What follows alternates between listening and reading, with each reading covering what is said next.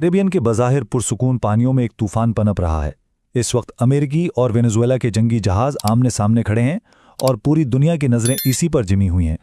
Caribbean, जिसका नाम सुनते ही जहन में खूबसूरत साहिल आते हैं, अब एक हाई स्टेक्स जियोपॉलिटिकल ड्रामे का स्टेज बन चुका है। हालिया बहरी झड़पें कोई इत्तेफाकी वाक़यात नहीं, बल्कि ये उस गहरे तनाज़े की इलामत हैं जो बरसों से सुलग रहा है। तो सवाल यह है कि ये सब अब क्यों हो रहा है? वेनेजुएला, जो बरसों से बहरान का शिकार है, अचानक आलमी ताकतों की कशमकश का मरकज कैसे बन गया?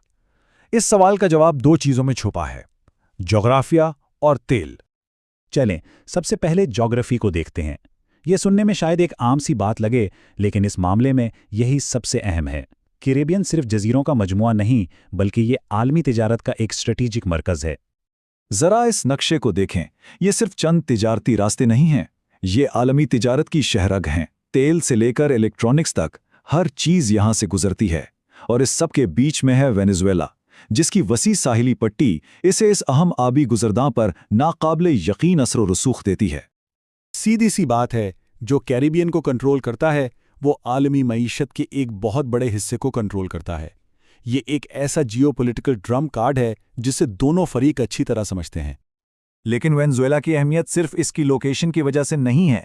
इसकी असल ताकत तो ज़मीन के नीचे छुपी है, तेल का एक नाकाबिले यकीनी ज़ख़ीरा। ये चार्ट वाकई हैरानकुन है। वेनेजुएला के पास सऊदी अरब से भी ज्यादा तेल के ज़खायर हैं, हत्ता कि अमेरिका से कहीं ज्यादा। ये एक ऐसा वसीला है जो इसे दुनिया के ताकतवर तरीन ममालिक में से एक बना सकता था। लेकिन यहाँ एक पेच है। मसला ये है कि वेनेजुएला का तेल गुड़ की तरह है, गाढ़ा, भारी, और इसे रिफाइन करना बहुत मुश्किल है। इस पर बहुत ज़्यादा लागत आती है, जिसका मतलब है कि इतने तेल के बावजूद मुल्क इससे भरपूर फ़ायदा उठाने में मुश्किलात का शिकार रहा है। आज इस बात पर यकीन करना मुश्किल है, लेकिन एक वक्त था जब वेनेजुएला खुशहाली की एक रोशन मिसाल था। उसकी तेल की दौलत ने इसे खित्ते की एक बड़ी ताकत बना दिया था। तो फिर हुआ क्या? इतनी सलाहियतों वाला मुल्क इस हाल तक कैसे पहुंचा?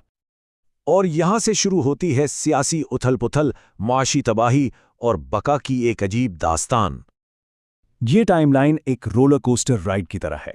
80 की दहाई में तेल की कीमतें गिरने से मुआशियत तबाह हो गई। फिर ह्यूगो शावेज आए, जिनकी सोशलिस्ट पॉलिसियों ने मुल्क की शक्ल ही बदल दी। इनके बाद निकोलस मदुरो को एक तबाह हाल मुआशियत और बैनुल-अक़वामी दबाव का तूफान वर्षे में मिला, जिसका नतीजा अमेरिका की तरफ से सख्त तरीन पाबंदियों की सूरत में निकला।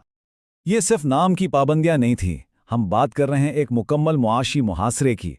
अमेरिका ने वेनेजुएला पर 900 से ज़्यादा पाबंदियां लगाईं। इसकी तेल की बरामदात से लेकर आलमी मालियाती निज़ाम तक रसा